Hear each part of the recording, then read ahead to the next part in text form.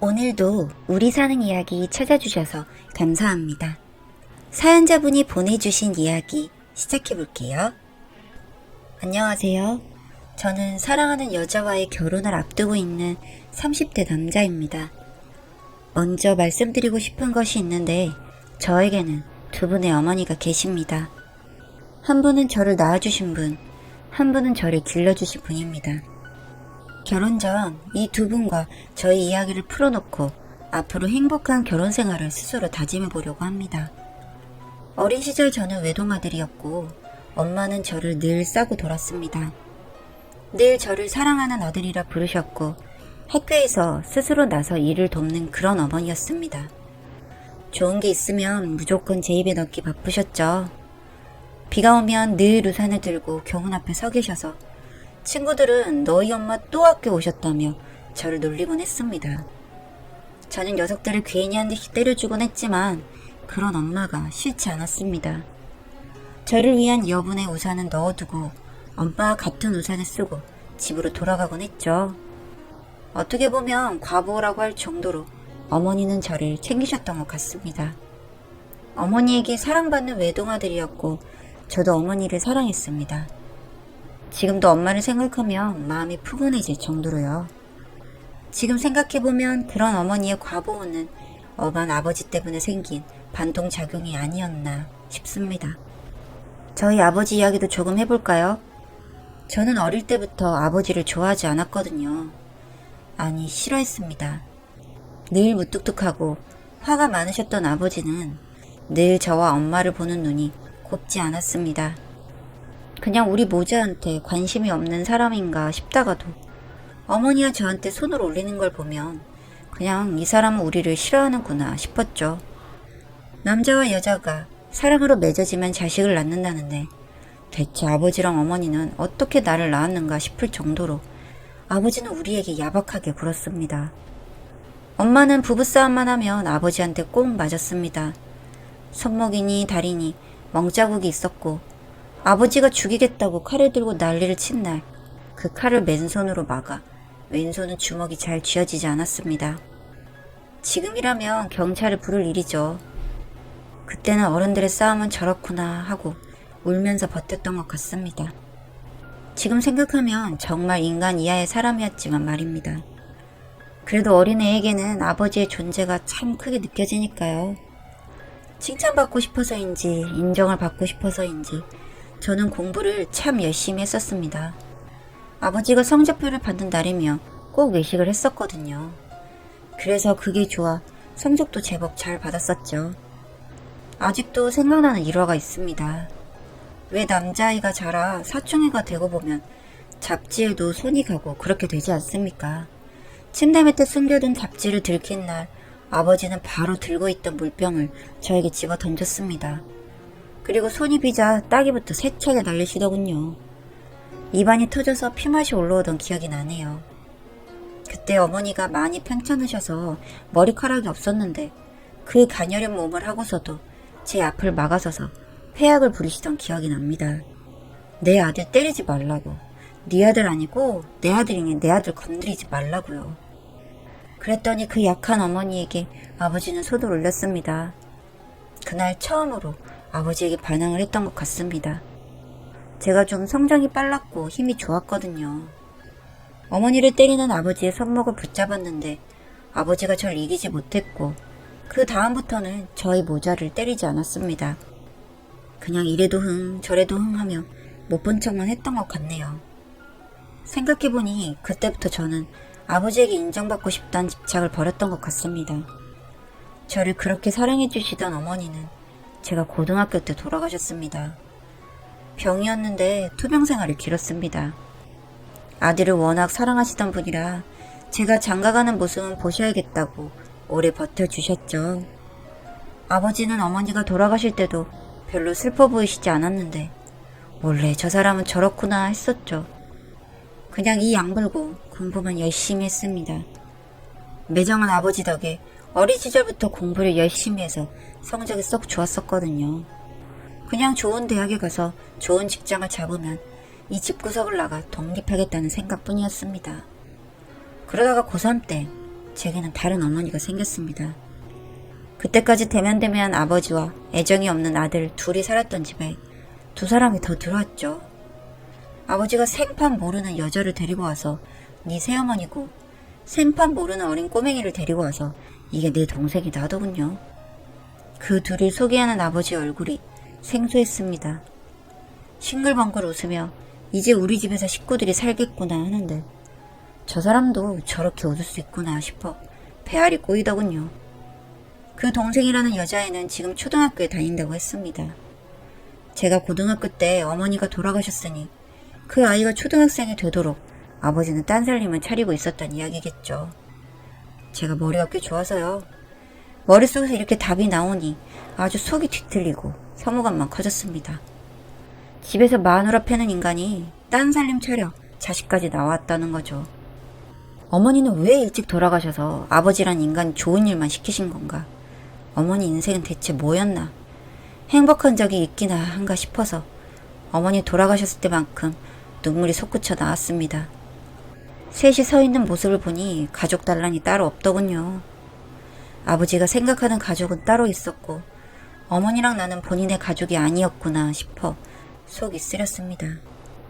아직도 아버지에게 애정이란 게 남아있긴 했구나 싶고요.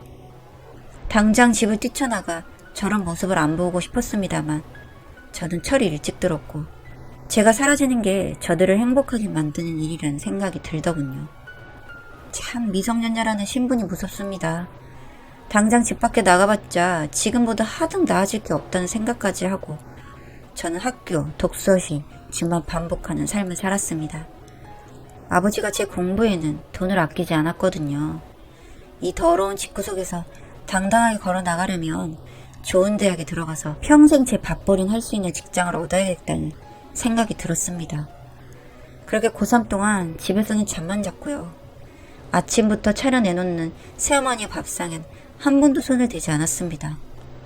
제 주식은 학교에서 나오는 급식과 집에 돌아오는 길에 먹는 삼각김밥, 라면이었던 것 같네요.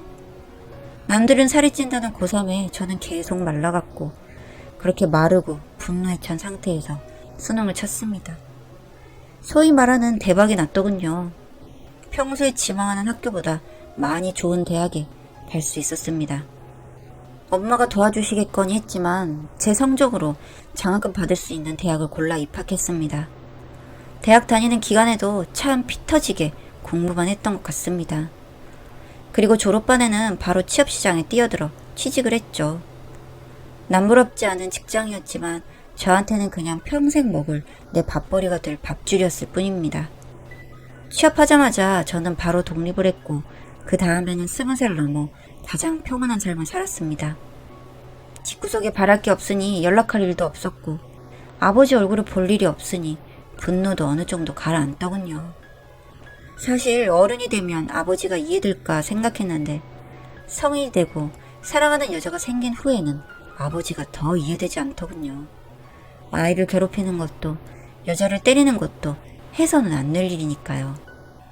그러다가 작년에 아버지가 갑자기 사고로 돌아가셨다는 소식이 왔습니다. 새어머니가 저한테 연락을 하셨더군요. 평소엔 받지 않던 전화였지만 같은 번호로 수십 통의 전화가 오니 안 받을 수가 없더라고요. 전화를 받자마자 통곡하는 목소리가 낯설었지만 그래도 상주 노릇은 하고 왔습니다. 그러다 보니 새어머니랑도 연락은 하고 지내게 되더군요. 뭐 자주 하지는 않았고 대학 4년 다니며 도움받은 것들이 있으니 딱 그 정도만 돌려드렸습니다.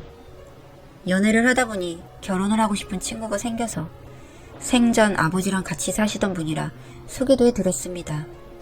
자주 뵙지도 못한 새어머니는 제 약혼녀 앞에서 참 많이도 우시더군요.